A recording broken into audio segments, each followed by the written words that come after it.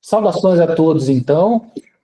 Dando continuidade ao módulo 3 do curso de transfusão de hemocomponentes no âmbito da rede pública do Distrito Federal, ainda falando sobre a indicação de plasma fresco congelado. Vamos agora para uma parte mais de a gente falar sobre casos clínicos, ser algo mais prático em relação à utilização do plasma. Bem, a gente vai começar, então, colocando o primeiro caso, que trata-se de um paciente masculino, 45 anos, foi vítima de um trauma abdominal contuso causado por um coice de cavalo.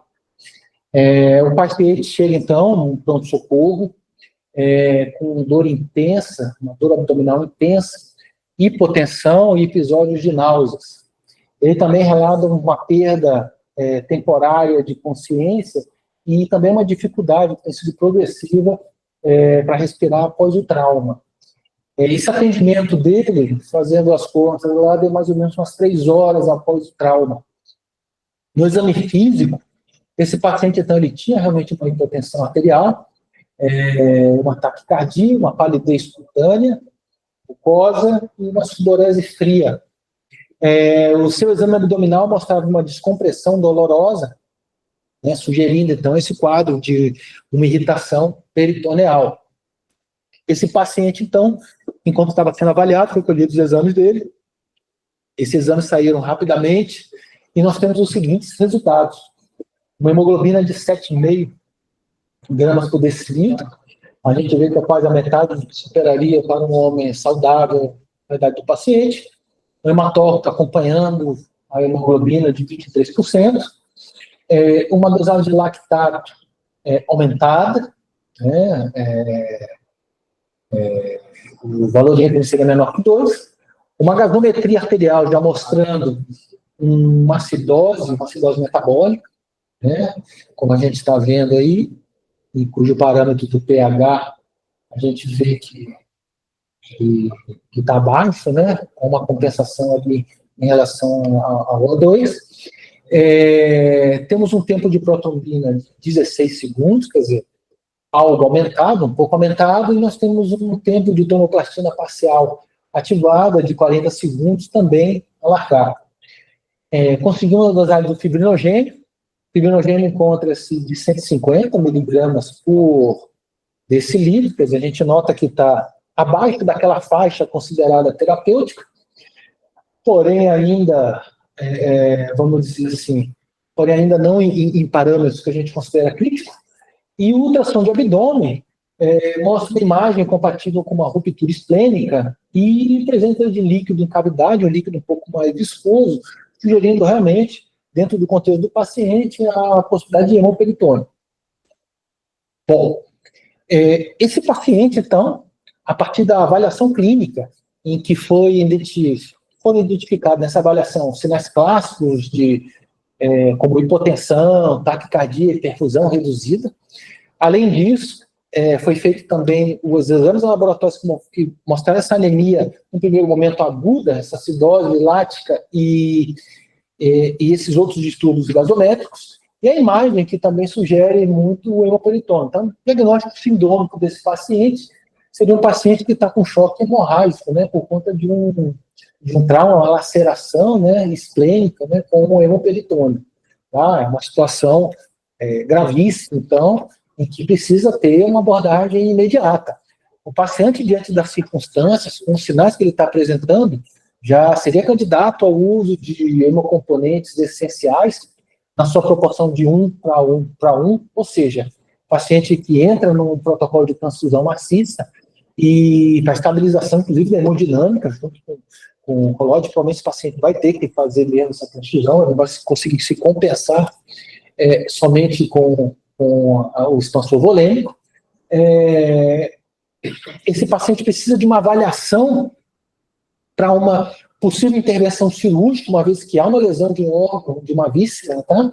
Uma víscera que sabidamente está envolvida com esses quadros e cuja abordagem realmente acaba sendo a esplenectomia mesmo, né? E o monitoramento contínuo, um paciente que tem uma instabilidade, né, clínica, né, uma estabilidade hemodinâmica, que precisa ter os seus parâmetros, tanto clínico como laboratoriais, revisitados, inclusive, continuamente. Tá? Então, isso é importante, inclusive, para que esse paciente, para esse paciente seja feito, se tome as melhores condutas. Tá? Então, essa abordagem clínica, inclusive agressiva, ela é muito relevante, né? Então, essa abordagem rápida, que visa justamente estabilizar e prevenir que esse paciente ele entre naquele processo de choque irreversível com lesão de outros órgãos, que possa trazer mais complicações e mais morbidade para esse paciente. E o protocolo de transfusão maciça, né? Porque esses protocolos, atualmente, eles visam justamente isso, assegurar, né, a reposição hemodinâmica adequada e fazer com que esse paciente tenha o máximo possível a sua capacidade de regeneração estabelecida, independente da causa específica do trauma, se for para fazer uma abordagem cirúrgica ou não. E na maior parte das vezes acaba sendo necessário em relação aos protocolos de transfusão maciça.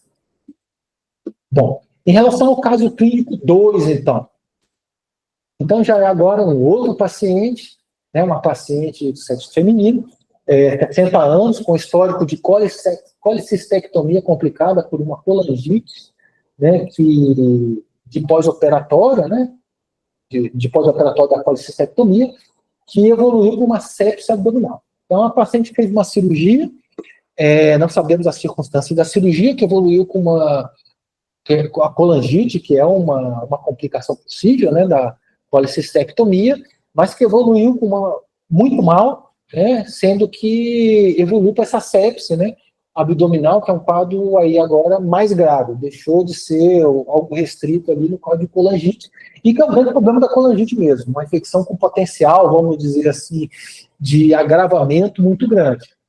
Então, de acordo com a história clínica, nós temos o início com dor abdominal, febre persistente e icterícia.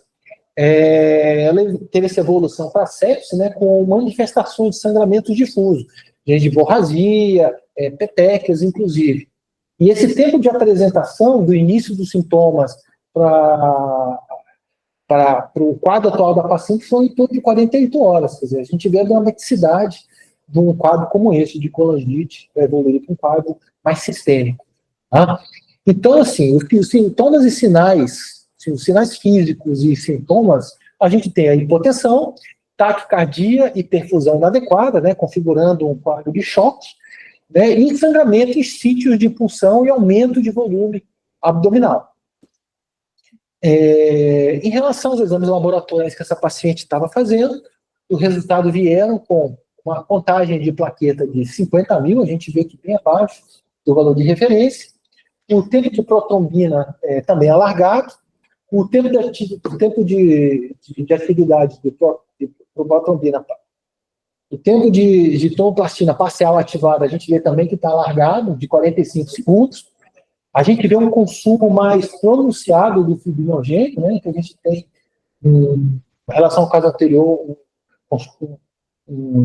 uma diminuição mais dramática do fibrinogênio.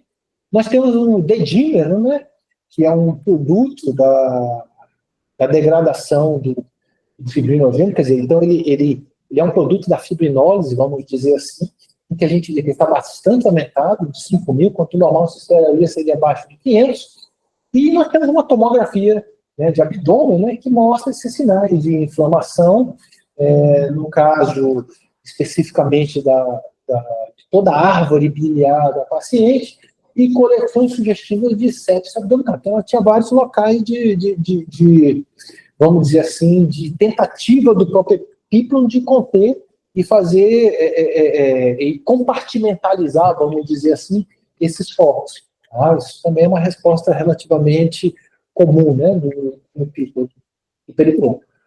Bom, em relação a esse caso clínico 2, então, nós temos essa fase, né, de estabilização inicial, que é reposição de plaquetas e plasma. A gente colocou até esse questionamento em relação à reposição de plaquetas, porque ela está numa situação muito limítrofe, de 50 mil, em que, de repente, é uma paciente que vai ser beneficiada da reposição de plasma em detrimento reposição de plaquetas, uma vez que ela está no quadro de septa, provavelmente ela tem um quadro de uma coagulação intravascular disseminada, em que há um consumo de plaquetas, há uma ativação dessas plaquetas, e há um consumo dessas plaquetas, por isso a plaquetopenia.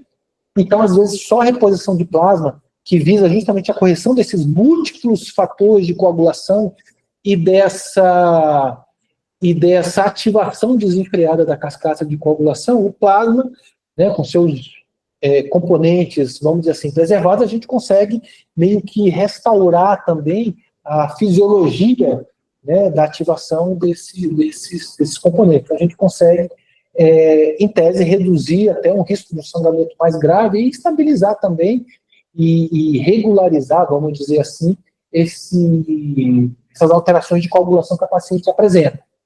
Nós temos também um tratamento de suporte que passa em paralelo, que é a manutenção de perfusão, de oxigenação, e aí entra o uso de catéter, eventualmente, se a paciente tiver realmente, tiver também um consumo também de glóbulos vermelhos, eventualmente a transfusão de concentrado de hemácias, mas a ressuscitação volêmica, nesse caso, que não seria necessariamente com plasma. A gente está falando de plasma no aspecto da correção do problema de coagulação, mas no caso da ressuscitação, com a paciente está hipotensa, seria mesmo a infusão de cristalóides, inclusive, tá?